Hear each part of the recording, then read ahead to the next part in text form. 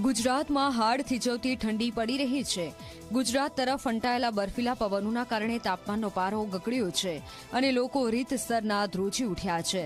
ત્યારે ગુજરાતમાં જાન્યુઆરી મહિનાના અંત સુધી ઠંડીનું જોર યથાવત રહેશે તેવી હવામાન નિષ્ણાંત અંબાલાલ પટેલે આગાહી કરી છે। ઉત્તર ગુજરાતના જિલ્લાઓમાં 15 જાન્યુઆરી સુધી ઠંડીની ભારે અસર જોવા મળશે। જો હજુ ઠંડીમાં વધારો થશે તો 2014નો રેકોર્ડ તૂટી શકે છે। હાલ ગુજરાતમાં કડકડતી ઠંડીનું મોજું ફરી વળતા લોકોએ તાપણાનો સહારો લીધો છે। 10મી તારીખે ઠંડીનો ચમકારો જણાશે અને લગભગ તારીખ 11-12માંથી ઠંડી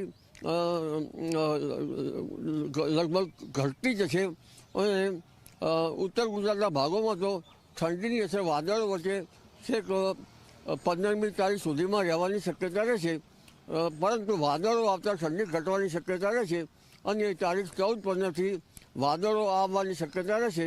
તારીખ 24મી જાન્યુઆરીથી ઠંડીનો ચમકારો આવી શકે અને જાન્યુઆરીના અંતમાંથી પુનઃ વાતાવરણમાં ફેરફાર થઈ શકે।